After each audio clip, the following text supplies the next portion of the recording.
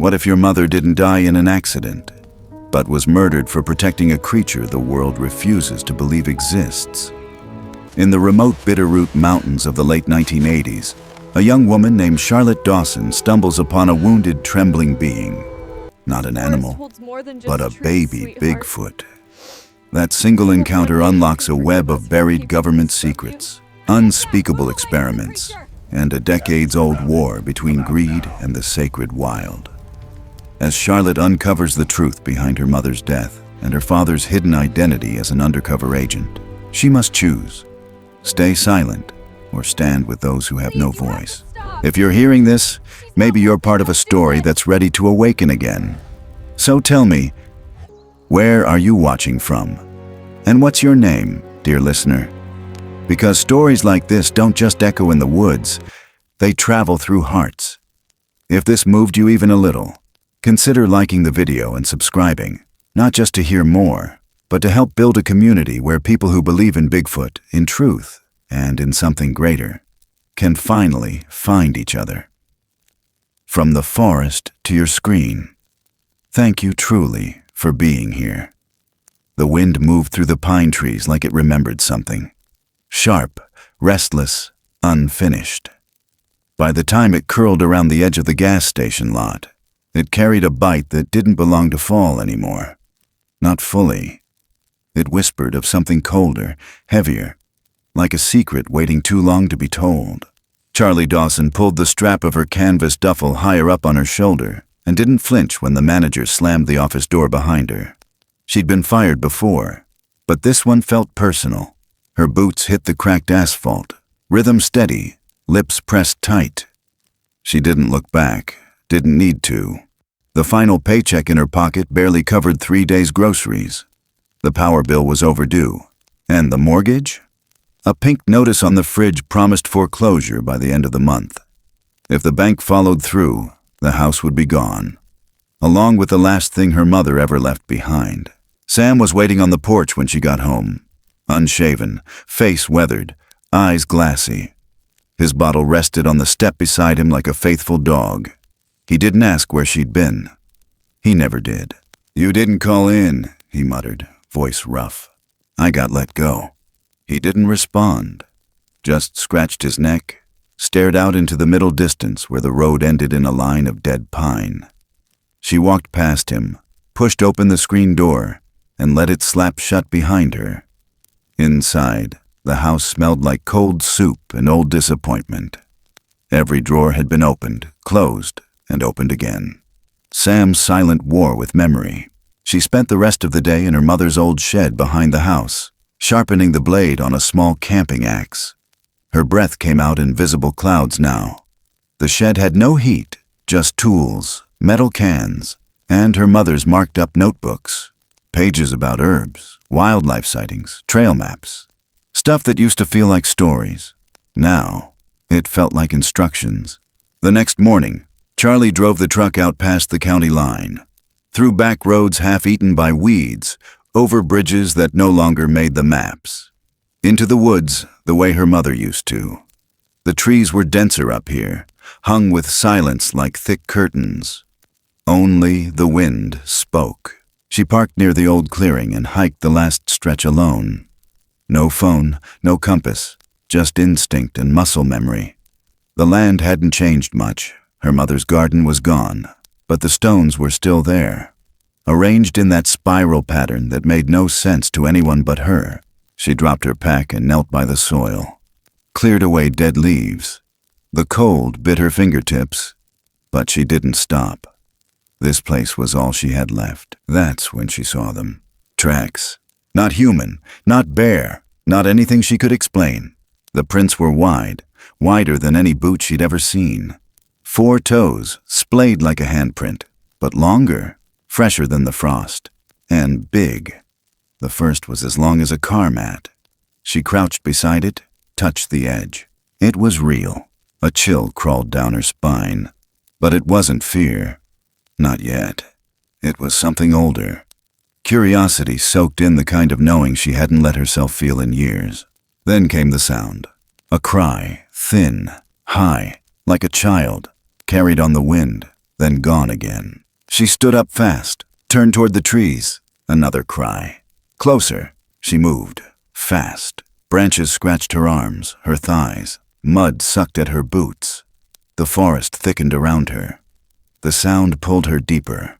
And there, in a small hollow between two leaning trees, she found it. At first glance, it looked like a bear cub, curled up and trembling. But the eyes were wrong. Wide, intelligent. Brown flecked with gold, staring at her with something more than pain.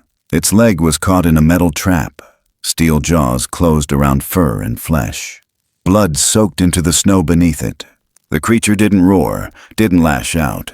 It raised a hand. Yes, a hand. And reached toward her. Fingers, 4 of them, covered in soft black fur. Palm bleeding, shaking. Charlie's breath caught. The world narrowed. She stepped forward, slowly, dropped to her knees. Her hands moved without her telling them to, pulling her scarf from around her neck, wrapping it around the trap's hinge. She counted under her breath. Once, twice, and then she pried it open. The trap let go with a metallic shriek. The creature didn't scream. It whimpered, pulled its foot free, and scooted back into the snow. But it didn't run. It just looked at her, and then raised its hand again. 2 fingers spread wide, a symbol, a gesture. Not animal, not wild. Communication. Charlie's hands shook. She swallowed hard. "What are you?" She didn't expect an answer. But then the trees behind her rustled, and something massive stepped forward. 7 feet tall, maybe more. Shoulders as wide as a door frame, fur darker than the forest. Face shadowed, unreadable. But the presence, solid. Not violent, not afraid. It didn't growl, didn't bare teeth. It walked past her, bent down beside the injured one, and with 2 fingers, gently wiped away the tracks in the snow, one by one. Charlie didn't move, couldn't. The larger one stood still, facing the woods now, listening. Somewhere in the distance, 3 hard knocks echoed through the trees, like a code. 1, 1, 3. The creature responded, not with sound, but by tilting its head. A silent acknowledgement. Then a new sound. The unmistakable high-pitched whine of machinery. A red glint moved across the forest floor, then across Charlie's leg. Laser. A scope. Someone had a rifle. She ducked low. The beam vanished. She scanned the tree line, but saw no one. The creatures were gone. Only the blood remained. A scarf torn in half. And deep ruts in the earth, huge tire tracks, fresh, leading deeper into the woods, into restricted land, government fences. Her mother once warned her never to go there. She walked back in silence, mind spinning. As she reached the truck, her hand brushed something strange in her coat pocket. She didn't remember putting it there. It was soft, small, a hand, the little one's hand, fur-covered, warm, pressed into hers for a single breathless moment before it had disappeared. But that moment, that touch, it burned. Not like fire, like truth, the kind that can't be untold. That night, Charlie sat on the porch steps in the dark, eyes on the sky, mouth tight. Sam came out, said nothing, just handed her a thermos. Something warm. She didn't ask what. She stared into the trees. There was something out there, something more than myth. And she had touched it. It had trusted her. Or maybe it had remembered her. Either way, winter wasn't the only thing coming. Something else moved through the trees now. Something ancient. And it had noticed her back. The floor creaked beneath Sam Dawson's boots, but he didn't seem to notice. He stood at the kitchen sink, unmoving, staring out the window at nothing, coffee gone cold in his hand. The sun hadn't risen yet, but the sky had already shifted. Gray and impatient, like it was tired of waiting for people to catch up. On the porch behind him, a crow cawed once and took off into the pines. In the hallway, a faint rustle. Charlie's boots thudding against the floorboards as she made her way downstairs, her flannel shirt pulled on over a tank top, hair tied up like she couldn't be bothered anymore. Sam didn't look at her, just said, flat and hoarse, "You went back there." She didn't answer. No apology. No denial. The silence hung there between them, like a splinter that had never healed right. He turned slowly. His face wasn't angry. Not really. Just worn. His eyes were the color of snowmelt, faded at the edges. "You think you're strong enough to play with that fire?" he said. "You don't know what's out there, Charlie." She let out a breath through her nose. "Maybe you don't either." That did it. His mouth tightened, jaw flexed. "You think I'm scared of the woods? You think I'm some coward too broken to climb back in?" She didn't say he was. She didn't have to. The words had already echoed through too many arguments, even in their silence. He picked up the bottle beside the sink, then set it back down without drinking. "You don't get it. You weren't there." "No," she said softly. "You made sure I wasn't." By the time she stepped outside, the air had shifted again. Crisper now, as if the trees themselves were holding their breath. She crossed the yard, past the rusting truck, and knelt near the shed. The lock had been changed. She glanced toward the house. Sam wasn't at the window anymore. She took a hairpin from her back pocket and made quick work of the lock. The shed door creaked open, same as always. Dust clung to the beams like skin cells. Her mother's old tools lined the walls. But something had changed. A false panel near the far wall, slightly ajar. Charlie pushed it open. Behind it, metal shelves, files, boxes stacked neatly, labeled in tight handwriting, government forms, sealed manila envelopes. She reached for the top folder, opened it. Photos spilled out. Grainy black and white images, time-stamped 1964, 1973, 1981, forest, snow, and figures, blurred but massive, upright, covered in hair. One crouched beside what looked like a creek bed, another caught mid-stride across a ridge, and then something sharper, typed reports with redacted lines, disappearances, civilians, rangers, loggers, all within a 50-mile radius, most labeled unconfirmed or no further action. She scanned quickly. The pattern was clear. This wasn't superstition. This was surveillance. On the bottom shelf, an old radio unit, still connected, still humming. She knelt, tracing the wire back to a backup battery. Then it clicked. Her boots. A small, square bulge in the left heel she'd always thought was part of the design. She peeled it open. A tracker. Charlie sat back on her heels. He had been following her this whole time. Her breath shook, but she didn't cry. She stood up, left the panel open, and walked back into the house.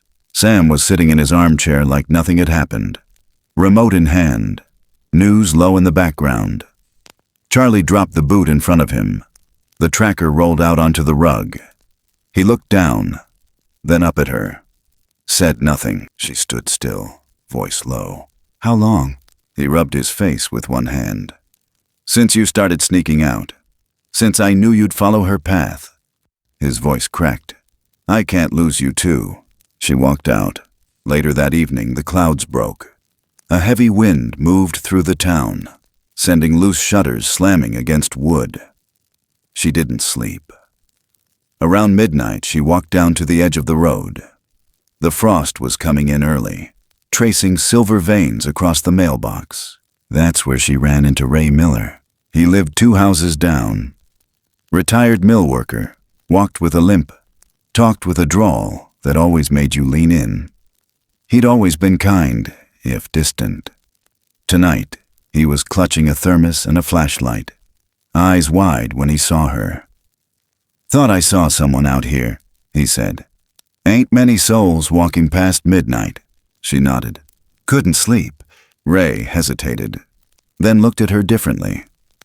"You've been up near Hollow Ridge, haven't you?" Charlie didn't answer. He chuckled, but it wasn't the warm kind. "Your mother once told me I had to forget what I saw, that I wasn't allowed to say a word. But you—" He looked at her again, slower this time. "You should know." He leaned in, voice quieter now. "Winter of '05.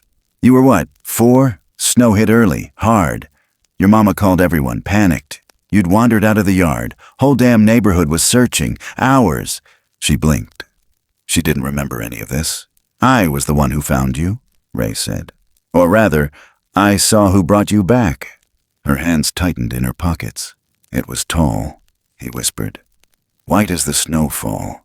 Carried you like you were nothing. Gentle, though. It knelt, placed you right at the edge of your porch, and walked off. Never looked back. Your mother came running, scooped you up. I told her what I'd seen. He paused, eyes far away. She grabbed my arm so hard I thought she'd break it. Said if I ever breathed a word, they'd come for me. That some truths ain't meant to live in daylight. Charlie's breath was visible now. Why are you telling me this? Ray took a long sip from his thermos. Because she's gone, and you're walking the same trail. He left her there, under the street lamp, the wind slicing between them. She walked back inside, straight to her mother's photo albums. Found the one marked 2005. Page after page of her as a toddler. Birthday cakes, bathtubs, muddy boots. But then, one photo. Slightly out of focus. Her mother's hand resting on Charlie's shoulder. And in the background, barely visible through the frost-kissed window, something large, pale, standing just beyond the trees. Her fingers touched the edge of the image. Her heart drummed low and steady. Outside, the wind shifted again. This wasn't a new story. It was hers, and it had been waiting. The next morning, she packed light. Matches, protein bars, a flashlight, one of her mother's journals. She left a note for Sam, just in case. Didn't sign it. He'd know. As she stepped into the woods, she didn't look back. She wasn't chasing myths. She was going home, and somewhere in the pines, something was already listening, waiting, and this time, it remembered her name. The snow had come early, as if the mountain had decided it was done pretending. Charlie knew the storm was close when the sky took on that sickly green hue, the kind that hung low and didn't move, like breath being held. She moved faster, pulling the scarf tighter around her neck, boots cracking frost beneath her. The trail she followed was older than any road, barely visible now, swallowed up by fallen pine needles in the creeping edge of winter. Her mother's notebook had marked it once, North Hollow, Ridgeline, then East. But no amount of ink on a page could prepare her for how the land felt when it turned against you. By the time the first flake landed on her sleeve, the world had already gone quiet. Too quiet. Like something had pressed its hand over the mouth of the forest. Her breath steamed into the cold. Every step grew heavier. The snow came in sheets now, sideways, clinging to her hair, stinging her cheeks. She should have turned back. But the image of Hollow's eyes, wide, wounded, impossibly human, burned too deep. So she pushed forward. She lost the path when the wind knocked her sideways. Her foot slipped on a sheet of hidden ice, and before she could react, the ground gave way beneath her. A crack, a jolt, the sharp slap of cold against skin. Then the sound of air leaving her lungs as her body collided with ice. She slid down an incline, limbs flailing until everything stopped. She groaned, rolled onto her side. Pain flared through her ribs. The flashlight had flown from her grip. Gone. Somewhere above her, the storm roared on, indifferent. She tried to stand and crumpled. Her right ankle screamed back at her. Darkness crept in from the edges of her vision. She wasn't ready to die, but the cold didn't care. She closed her eyes. Then a sound. Not wind, not the moan of shifting branches. A breath. Low, deep, warm. And then hands. Strong, rough but careful. Slid under her arms. Lifted her like she weighed nothing. She wanted to scream, to fight. But the warmth against her face pulled her deeper into whatever space lay between fear and surrender. When she opened her eyes again, she was wrapped in layers of fur and moss, cradled in the soft heat of a cave. Firelight flickered against stone walls, not from flame, but from glowing lichen and strange minerals embedded in the rock. The wind was a distant howl now. She blinked, moved slightly. A sharp sting raced up her leg. Then she saw them. Hollow first, sitting near the entrance, tiny compared to the figure beside him. Moonhide, larger than Charlie remembered. Shoulders hunched but powerful. One eye partially clouded with scar tissue. Fur dusted in snow, melted where the heat touched. The creature sat with its back half turned, sharpening a length of branch to a dull point. But it wasn't the weapon that struck her. It was what lay beside it. A wall of the cave, etched with symbols. Crude at first glance, but not random. Circles, hands, trees, and among them, a strange pairing. Two figures side by side, one clearly a Bigfoot, the other human. Standing shoulder to shoulder, palms out. Charlie leaned forward, heart thudding. There, carved into the rock with surprising precision, was the shape of a handprint. Smaller than Moonhide's, slender fingers, the curve of a thumb worn smooth from time. But it wasn't just a hand. There was something embedded in the rock, right at the base of the carving. A ring, rusted but familiar. Twisted silver with a small opal set in the center. Her mother's ring. She reached for it with trembling fingers. Her voice cracked. How? Moonhide turned then, slowly. Their eyes met, not with threat, but with memory. She traced the shape of the print again, pressing her palm against it. Her hand fit, and that's when she knew. Her mother had been here. Not just once, not just passing through. She had stood in this cave, touched this wall, left something of herself behind. Hollow crawled closer, dragging a small leather pouch. He opened it carefully and pulled out what looked like teeth, long, curved, cleaned of flesh. But not human. Wolves. Charlie's stomach twisted. No. She recognized the shape. The mark etched into one of them. Her mother had worn a wolf tooth necklace her whole life, said it was a gift from something older than story. She had said it came from the mountain, that it reminded her not to fear the wild. Charlie stared at the pile. These weren't trophies. They were relics, offerings, a history no one was supposed to know. She sat back, mouth dry, as outside the cave, the wind shifted. Not just weather this time. Engines. She held her breath. A mechanical rumble echoed against the stone. Then static. Voices. Human. Distorted by radios. North quadrant. Scan complete. Copy. No heat signatures yet. Hollow pressed closer to her side. Moonhide moved with unnatural silence, extinguishing a torch of moss with a cupped hand. The cave dimmed. Shadows pulled in around them. Charlie crawled to the entrance and peeked through the curtain of hanging moss. 2 military trucks, unmarked, parked near the tree line. Men in black gear sweeping the forest with infrared scopes. Their steps were measured. Efficient. This wasn't search and rescue. It was extraction. Moonhide pulled Charlie gently back, laid a large hand across her mouth. Not forceful, just firm.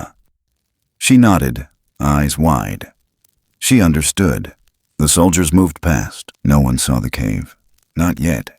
As the sound faded, Charlie turned toward the two creatures, her voice barely audible. They're hunting you. Moonhide didn't answer. Didn't need to. The burn in her chest grew. She wanted to scream, to warn someone. But who? Sam? The sheriff? They were either part of it, or they'd vanished too. She reached for her pocket, pulled out the journal, flipped to a marked page. There, in her mother's handwriting. The ridge doesn't kill you. It tests you, to see if you belong. She closed the book. For the first time in years, she knew exactly where she belonged. Moonhide knelt beside her, placed a hand over hers. Hollow mirrored the gesture. The warmth from their touch moved through her like embers under skin. Then, slowly, deliberately, Moonhide leaned forward and pressed its forehead to hers. Not animal. Not beast. Recognition. Something passed between them. An understanding. Then, without a sound, the three of them huddled deeper into the cave as the storm howled on, burying the world outside under ice and noise.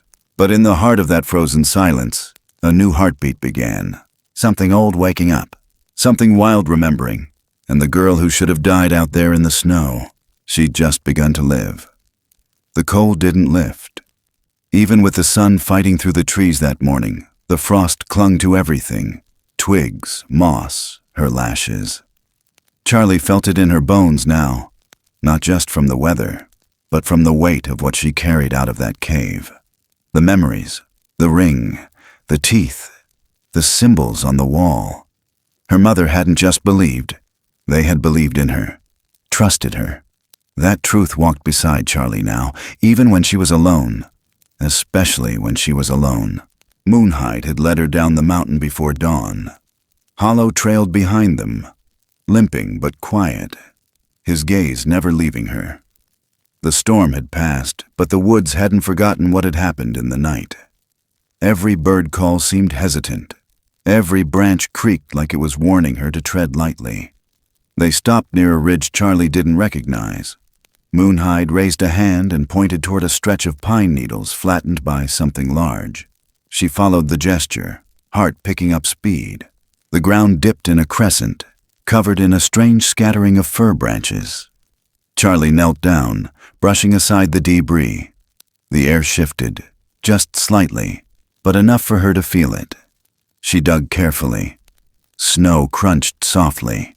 Beneath the top layer of frost, the soil gave way to something pale. Bone! Her fingers froze, not from the cold, from the shape. Not a deer, not an elk. Long, thick, like a femur, but larger than anything she'd ever seen outside a museum. She kept going. 3 skeletons lay beneath the forest floor. Each body had been buried shallowly, hastily, like someone wanted them hidden but didn't have the time, or the decency, to do it right. The bones were split in places, jagged, circular markings bored through joints, clean, sharp punctures. She'd seen enough hunting accidents growing up to know these weren't made by predators. These were tools, drills. Her hands trembled as she stared at what remained. One of them was small, possibly female. Another was massive, rib cage cracked, part of the skull caved in. The third, missing limbs entirely. Removed, clean. Hollow let out a small sound. Not quite a whimper. More like a sigh that had nowhere else to go. Charlie turned to Moonhide. You knew they were here. The creature's shoulders didn't move, but she could tell. Yes, they'd brought her to this place for a reason. Not just to grieve, but to know that this wasn't just fear. It was history. Charlie stood slowly, brushing the dirt from her gloves. Who did this? The answer came from behind her. You know who. The voice was gravel, low and sharp at the edges.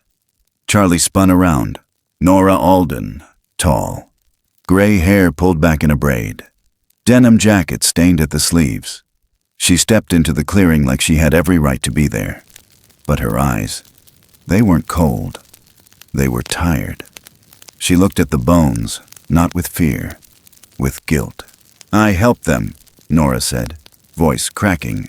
Years ago. Moved the first one off this ridge with a winch and a covered trailer. They told me it was a wildlife preservation op. Just cataloging. DNA tagging. They said we were protecting something bigger. Charlie stared at her, stunned. And you believed them? Nora nodded once. Until they came for the second one, and it was still breathing. Silence swallowed them both. I tried to back out, Nora continued. Said I didn't want to be part of it anymore. That's when the calls stopped, the funding vanished, and your mom... Her voice broke. Your mom kept digging. She wasn't supposed to. Charlie's stomach turned. You knew her? Nora looked up. Everyone in this town knew your mother, but only a few of us knew who she really was. Charlie stepped closer. Then why didn't you help her? I was a coward. Her voice barely registered. She wasn't. A breeze pushed through the trees then, scattering needles across the bones. Charlie stepped back. She wanted to scream, wanted to tear up the earth and bury them properly, wanted to know their names, but she couldn't. There were no markers, no graves. Just absence. And then she remembered something her mother once wrote. Graves are not for the dead. They're for the living. To remember what still matters. Charlie crouched again. She pressed a palm to the rib cage of the smallest skeleton. I remember. A soft crack of branches echoed through the trees. Moonhide stood, motionless. His head tilted to the right. Charlie followed his gaze. A woman was approaching. No, not just any woman. Corinne Walsh, the mayor. Perfect hair, thick red coat. That same practiced smile she wore in every press photo. But something in her eyes didn't match the warmth she pretended. They were alert, calculating. Well, Corinne said, stopping just short of the burial site. Isn't this cozy? Charlie didn't move. Corinne's eyes flicked to Nora. Didn't expect you to come out of hiding. Nora lifted her chin. Didn't expect you to keep pretending this never happened. Corinne's smile didn't waver. Pretending is what keeps this town quiet. Keeps people safe. Charlie took a step forward. Safe from what? The truth. Corinne raised a brow. Safe from you stirring up ghosts. Moonhide let out a low sound. Not aggressive. Not yet, but enough to make Corinne flinch. You know who those belong to, Charlie said. I know exactly who they were, Corinne replied. And I signed the papers that made sure no one else ever would. Charlie's hands balled into fists. You covered it up. I protected this town, Corinne said. Your mother thought she could play hero. She didn't understand the weight of what she was carrying. Charlie's breath came faster. She died for this. Corinne shrugged. She was warned. Moonhide stepped forward. Hollow followed. The air thickened. The mayor held her ground, but her hand drifted toward her coat pocket. Nora stepped in between them. No more, she said. Corinne looked at her like she was nothing. You think this changes anything? Charlie reached into her jacket, pulled out the tooth necklace, her mother's handwriting, the photos, the tracker Sam had placed in her boot. She held them all in one trembling hand. You can bury bones, she said, but you can't bury everything. Corinne's mouth tightened. For the first time, she didn't have a response. Charlie turned away. She knelt at the graves again, her voice barely a whisper. You're not forgotten. Moonhide joined her, placing one massive hand beside hers in the soil. And for the first time, in that broken clearing, someone mourned them. Not as monsters, but as kin. The air didn't warm. The sky didn't open. But something shifted. And in that shift, Charlie knew this wasn't the end of something. It was the beginning. The walls of the old house creaked again that night. Not from wind, not from weather, but from something older, slower. A tension crawling in the spaces between memory and guilt. Sam Dawson sat alone in the room he hadn't opened in years.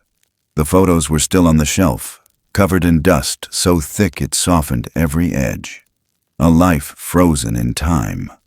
Her voice hadn't lived in these walls since the day they took her, but tonight it returned. Not in sound, but in weight. Charlie stood at the threshold, one hand on the frame. The air smelled like cedar and cigarettes, like her mother's coat in winter. She didn't ask permission. She stepped inside, eyes sweeping the small wooden room until they landed on the box in Sam's lap. His hands rested on it like he'd been holding it for years. Maybe he had. You ever wonder, he said quietly, what it costs to keep someone safe? Charlie didn't answer. Her chest felt too tight. She sat down across from him, knees touching his. Sam opened the box. Inside, photos. Old, worn, some creased at the corners. A younger version of her mother. Laughing in one, standing in front of a government building in another. In one picture, she wore ranger fatigues. But the eyes, those hadn't changed. Fierce, tired, brave. Then came the files. Not printed, typed, real paper, sealed with a faded FBI insignia. Sam exhaled like he'd been holding the truth for years. I was embedded for 12 years. Bureau work, mostly environmental black ops, stuff that doesn't show up in courtrooms. I was stationed here to track sightings, keep tabs on unexplained disappearances, and eliminate any threats that didn't fit in a press release. Charlie's face didn't change. Not yet. But her fingers curled into her jeans.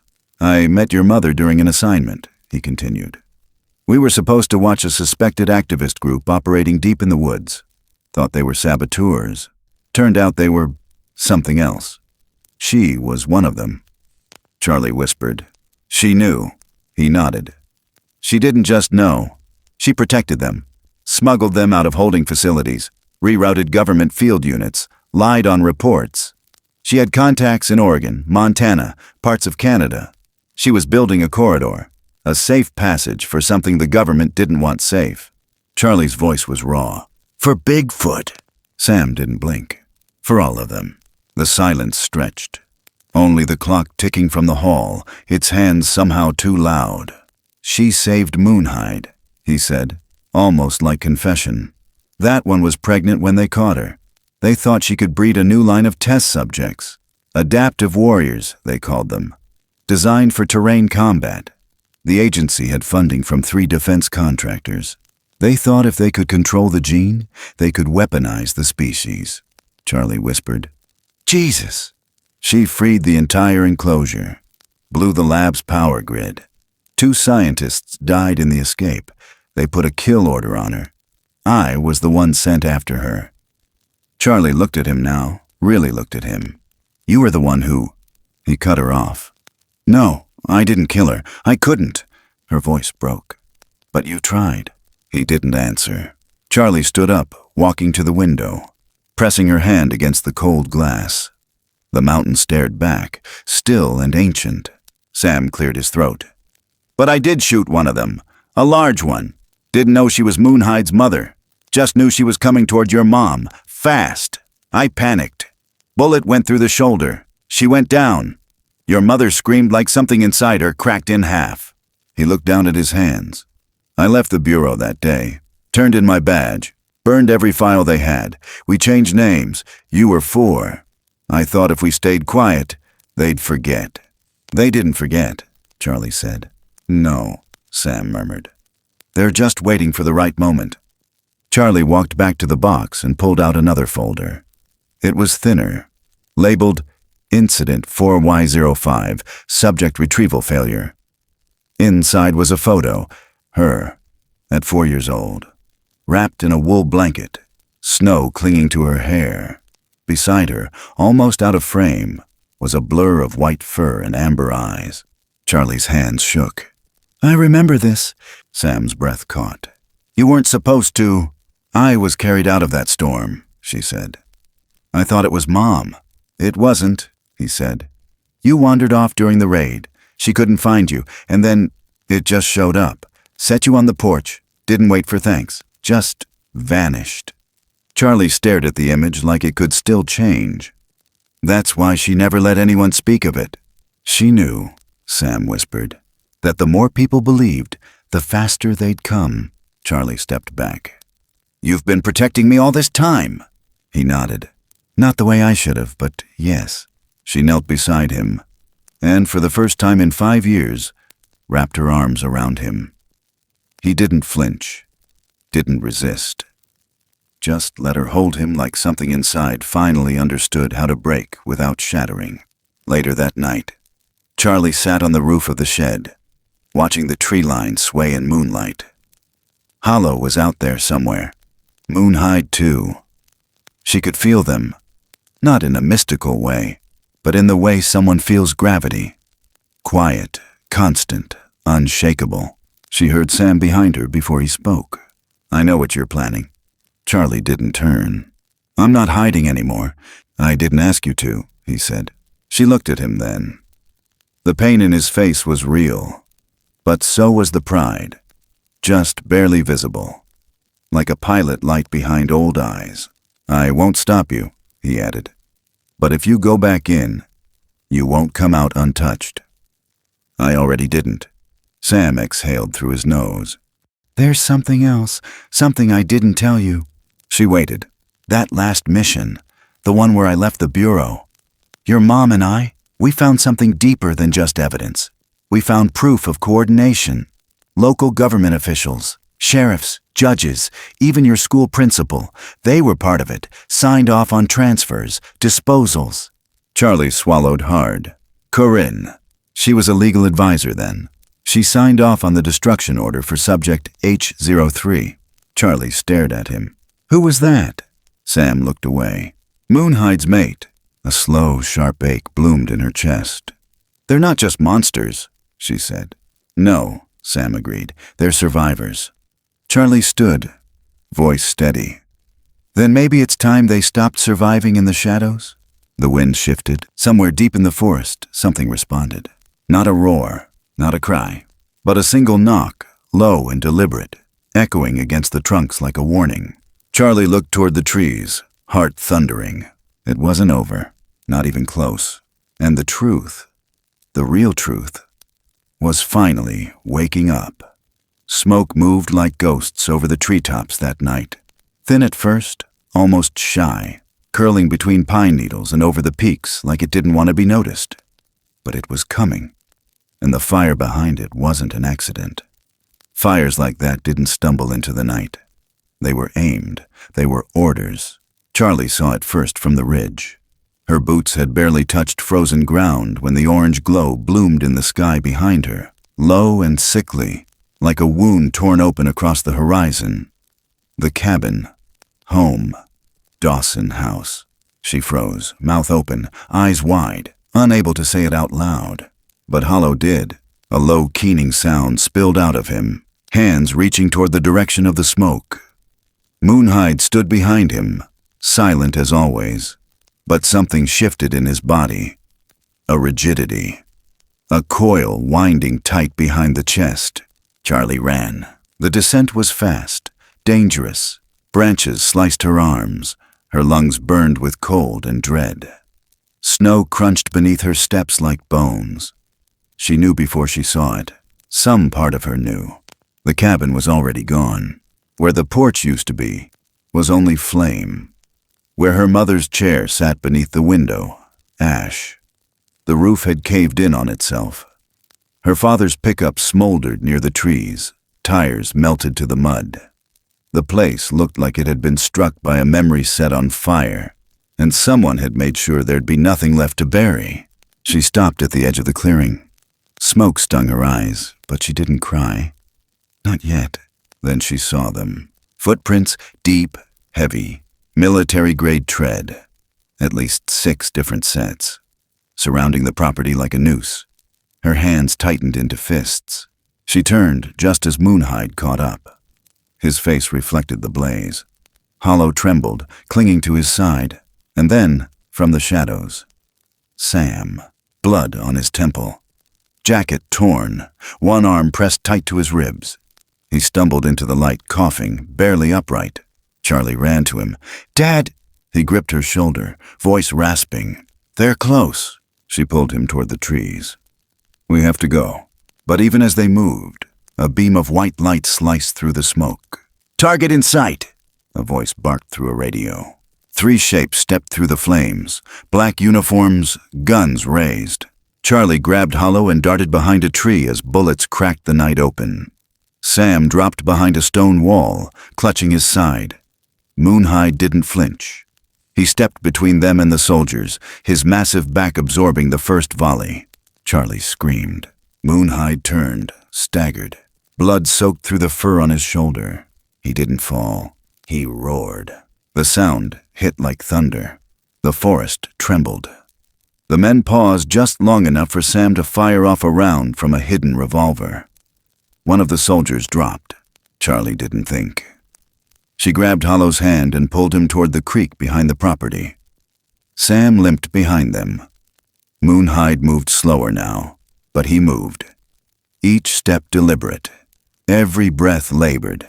They didn't stop until they hit the trail leading east, toward the old ranger cabins no one used anymore. But the fear didn't leave, not even when they reached shelter. Inside the cabin, Charlie pulled blankets from a chest. Old wool, molded at the corners. She pressed one to Moonhide's wound. He growled, but didn't pull away. Hollow climbed onto his chest and whimpered. His small hand pressed over the blood like he could stop it. Charlie watched them and felt something crack open inside her chest. Sam sat in the corner, eyes closed. "They're not going to stop now." She turned to him. "How did they find us?" He didn't answer. Nora burst through the door a moment later, out of breath, mud on her face. "They found the cave," she said. "The one with the carvings. Someone tipped them off." Charlie looked at her, realization sharp. "Corinne!" "She's cleaning house," Nora said. "And she wants you gone." Charlie stood. "We need help." "From who?" Sam asked. "You think folks around here are going to fight federal firepower?" Charlie didn't answer right away. She stepped outside. The air had cooled, but the smoke still hung low. She looked down the trail, and then she started walking. An hour later, she was knocking on doors. She didn't speak in anger, didn't shout. She just told the truth to the widow who once received fresh elk meat from her mother's porch, to the retired logger who remembered a giant shadow pulling him from a river, to the deaf woman whose lost hound returned home with its wounds wrapped in birch bark and fur. They listened, and one by one they came. By dawn, there were 15 people at the edge of the clearing. Men with old hunting rifles, women with headlamps and thermoses, a mechanic, a taxidermist, a woman in flannel with a bow strapped to her back. No uniforms, no ranks, just memory. Moonhide stepped out from the cabin, his wound now wrapped in flannel torn from Sam's shirt. Hollow clung to his hand. No one ran. Instead, the oldest woman in the group, a hunched woman named Dolores, who once worked with Margaret at the school library, stepped forward. She looked at Moonhide and her eyes filled. She removed her hat.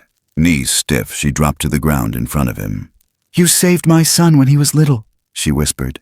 "He fell in the ravine, broke his leg. No one believed him when he said a giant carried him back up. But I did. And I've been waiting for the chance to repay it." She reached into her satchel and pulled out a battered first aid kit.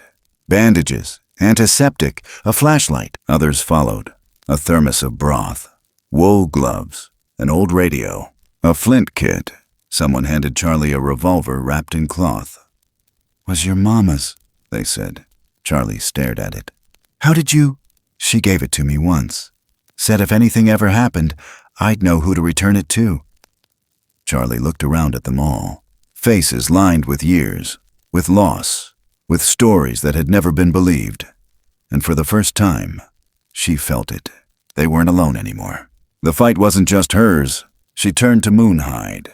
"They're ready." He looked down at the people who had come without being asked. He didn't smile, but he bowed his head. A low hum vibrated in his chest. Not quite a growl, a thank you. Charlie looked to the hills where the next wave would come. This time, they wouldn't be running. The forest didn't wake like it usually did that morning. No bird sung, no creak of branch or whisper of snow shifting under deer hooves. It held its breath, watching, waiting. Even the wind paused. Charlie stood at the edge of the clearing, boots planted in the frozen dirt, her fists tucked into her jacket as the first pickup truck rumbled up the ridge. The tires crunched gravel. Dust hung behind it like a memory being chased. One by one, more vehicles arrived. Older models, hunting trucks, a retired school bus painted tan and gray with duct tape holding the windows. Folks climbed out quietly, some carrying lanterns, some with nothing but walking sticks and denim jackets zipped to the chin. None of them smiled. They weren't here for comfort. They were here to draw a line. By mid-morning, more than 30 people had gathered beneath the bare trees. No signs, no chants, no camera crews. Just real people, shoulders squared, eyes on the road below, waiting for the black vans to return. And they would return. Charlie's hands trembled slightly as she adjusted the bandana around her neck. Nora stood beside her, radio clutched tight. She hadn't said much since the fire, since the graves, since Moonhide was shot. But today, she moved with a purpose that hadn't been there before. She clicked the side of the radio and leaned close to the speaker. "Still tracking movement south of Twin Creek Trail. 2 units, 1 heavy, 1 comms." Sam sat a few paces away, checking the revolver with steady fingers. He hadn't said much either. He just kept one hand over the folded letter Margaret had written him. found in an old tin behind a false panel in the shed. The ink had run in places, but the words still held. "I'm sorry I left you holding it all alone." Charlie had read it too, every line. And now it sat inside her coat, next to the cassette tape Nora found in her mother's last Ranger pack. Nora reached for the loudspeaker rigged to a rusted Jeep's battery. She glanced at Charlie. Charlie nodded once. Then Nora flicked the switch. A crackle, then the quiet hiss of the tape. At first, only a voice. Her mother's voice. Measured, calm, tired. "If you're hearing this, something went wrong, or maybe everything finally went right. Either way, it means I couldn't stay quiet anymore." Charlie closed her eyes. Her breath held in her chest. "I kept the files, the names, the coordinates. They'll try to bury them again, but we all know the truth. This isn't about monsters in the woods. It's about power. And what happens when someone decides a living thing doesn't deserve to live?" Static pulsed. "I forgive you, Sam. I always knew you were only trying to keep her safe. You gave up everything for us, and I let you carry that alone." The tape ended. No one spoke. Then a different kind of silence arrived. The hum of engines, 5 black vehicles coming up the trail, one with a satellite dish mounted on top, the others armored. Windows dark, headlights cutting through dust and tension like blades. The people didn't move. They formed a line across the trail, side by side, unarmed, unmoving. Charlie walked to the front. She stood with her hands visible, jacket open. The lead vehicle stopped 20 yards from the line. Doors opened. Men stepped out. Suits, earpieces, badges that didn't belong to any real agency. One of them approached, flanked by 2 others with rifles at their chests. "You need to move," the man said flatly. Charlie's voice didn't shake. "No?" He glanced at the line. "You're interfering with a classified operation. We're protecting our home." The man tilted his head slightly, annoyed but calculating. "What exactly are you protecting?" Charlie didn't answer. Then the trees stirred behind her. A ripple, and then he appeared. Moonhide, alive, wounded but standing. Massive, shadowed in the tree line, the bandage on his shoulder soaked with red, but his posture tall. Behind him, hollow, and behind hollow. More. 2, then 3, then 7. A full dozen stepped into the open. Not all the same, some taller, some broader, some limping, one with white fur, speckled like old granite. All of them silent, all of them watching. The soldiers raised their rifles, but the man in the suit held up a hand. "Stand down." He looked at Charlie. "What is this?" he asked. "Witnesses," she said, "not threats." Then a small movement to her left, a child, Anna Parker, 8 years old, her legs weak from birth, braces strapped to her thighs. She stepped forward without prompting, just walked, slowly, into the space between humans and giants. Her mother called out, but the girl didn't stop. She walked to Hollow and lifted her hand. Hollow hesitated, then placed his palm against hers. The crowd held its breath. Anna smiled. Her mother sobbed. And somewhere in that moment, something shifted. The rifles lowered. The suits turned pale. The men in black realized this wasn't going to be a clean sweep. Charlie looked at the man in charge. "You going to shoot a child? On video?" His jaw clenched. "You don't understand what you're protecting." "No," Charlie said. "You don't." Then came the sound from behind the vans. Heavy footsteps. Trees cracking, and then he appeared. The big one. Male. Scarred across the chest. Eyes burning amber and sharp. Taller than Moonhide. Broader. His expression unreadable. His presence impossible to ignore. Charlie took one step back. Hollow turned. Recognition flashed between them. And then the big one let out a deep, guttural sound. A language older than words. The others answered in kind. Charlie didn't know what was being said, but she could feel it. Anger. Grief. A warning. The big one stepped forward, right up to the line. The soldiers raised weapons again. This time Moonhide growled. Low, protective. Charlie threw up her hands. "No one fires! No one moves!" The crowd didn't, but the tension frayed. One soldier's finger twitched. The big one growled back. The standoff spiraled. And then something simple. A man in the back stepped forward. Not government, just a rancher. He carried a tin lantern and a harmonica. He said nothing. He sat on a stump between the two sides and started playing. A slow, low tune. It drifted between them. No lyrics, just feeling. Like something old remembering something gentle. Moonhide sat. Then the big one did too. The moment held. No blood. Not yet. Not today. And as the sun dipped behind the trees, the humans and giants sat across from each other. Not as enemies, but as survivors. As witnesses. And for the first time since Charlie was a child, the forest felt quiet. Not because it was hiding something, but because it was listening. And the war that should have come paused just long enough to let something else in. They came just before first light. No rumble of warning, no negotiation. Just steel tires cutting up old ground and boots breaking the frost that had settled gently over the clearing. The night hadn't ended yet, and already war had arrived. Charlie stood in the center of the forest path, one palm resting against Hollow's chest. She could feel his heartbeat thumping through the fur, fast but steady, just like hers. Around her, the others formed a loose ring. Sam loading his last round, Nora checking the signal range, the townsfolk shifting nervously, but not moving. The girl in the braces sat up front again, this time in a fold-out chair carried by her mother, hands curled around a paper flower she'd made for Hollow. Even that felt like armor now.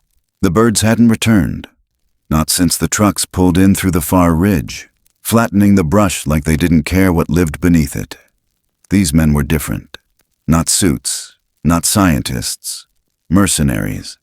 The kind that didn't ask what they were hunting, just who was paying. The biggest of the creatures, the male, stepped into the open before Charlie could say a word. His presence cast a shadow longer than the trees. The others followed. Quiet, alert. Moonhide limped forward, bandage dark with blood, but eyes sharp. Hollow moved beside Charlie and didn't flinch when the first burst of static came through the soldiers' comms. Target acquired. Charlie raised her voice, clear and sharp. This doesn't have to happen. No answer. Another voice through the earpiece. On the ground in 90 seconds. Eliminate, if uncontained.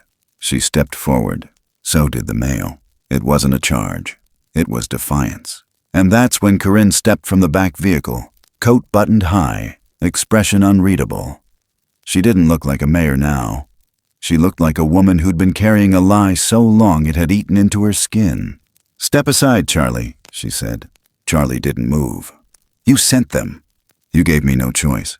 Charlie held up the cassette player. Your name's in here. You authorized black site transfers. You signed off on genetic manipulation programs. You ordered the destruction of non-human witnesses. They're not witnesses, Corinne said sharply. They're anomalies, and if they're seen, truly seen, this entire region gets shut down. Government lockdown, martial law, families displaced, entire economies erased. I'm protecting this town. You're protecting your career. Corinne didn't blink. That too. Charlie felt something shift in the air then. A decision coming. Too fast. Too loud. The soldier nearest to Corinne lifted his weapon. The male Bigfoot tensed, one step from unleashing everything. Charlie screamed, "No!" and moved, right into the space between them. The red laser landed on her chest. She raised both hands. "If you shoot," she said slowly, "they'll never forget what you did. Not the town, not the people watching, not the world. We have recordings, we have names. If you fire, you don't just kill me. You turn them into what you always said they were." The soldier paused. So did the air. So did the male. Corinne looked at her like she didn't understand the rules anymore.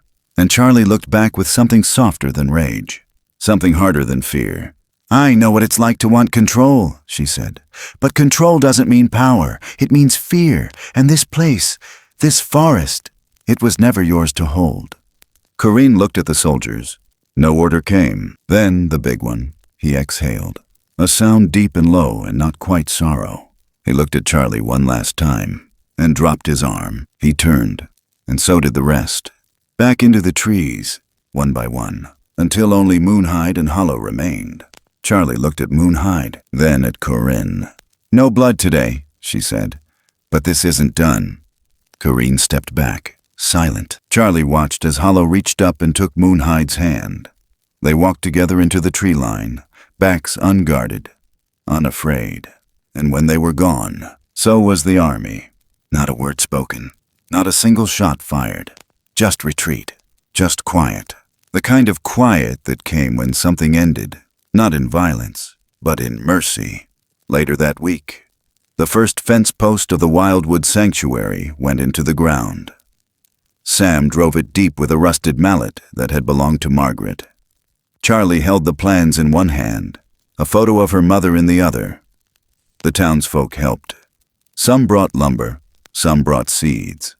One brought a sign carved by hand. It read, "For those who were never seen." The sanctuary would stretch across the old trail line, into the protected ridge, and all the way to the far stream. Over 200 acres. Not owned, not controlled, just respected. That spring flowers bloomed early. Hollow was spotted once, far off at the edge of the clearing, watching children plant tulips near a stump where a lantern once played a song. He didn't come close, but he waved. The girl in braces waved back. In time, Charlie wrote it all down. Not for profit, not for clicks, just for record, just so someone wouldn't forget. Moonhide was never seen again, but sometimes, on the edge of heavy snow, fresh tracks would appear by the garden beds, wide and careful, a sign of passing. And in every home that had once gone silent at the mention of strange things in the woods, now hung wind chimes carved from bone and brass and old wood, made by hand, hung with care. They didn't speak, but they remembered. At the dedication ceremony, Charlie didn't give a speech. She simply said, "Truth is like thaw. You can't rush it, but you can't stop it either." She placed her mother's ring into the soil beneath the oldest tree, and when the wind came through, it didn't sting. It carried warmth, and the memory of something watching over them all. Some truths don't arrive with thunder. They come quietly, like snow melting under the first warm breeze. Slow, gentle, unstoppable. And some stories aren't about victory or revenge, but about something deeper. About choosing mercy when it would be easier to rage. About listening instead of shouting. About standing still when running would have been safer. There's something ancient in the way forests hold memory. Trees don't forget kindness. The wind doesn't carry lies. And when the earth has witnessed enough silence, it pushes the truth forward. Not to shame, but to remind that what we bury doesn't disappear. It waits until we are brave enough to dig it up with both hands. The hardest kind of strength isn't the kind that lifts or fights.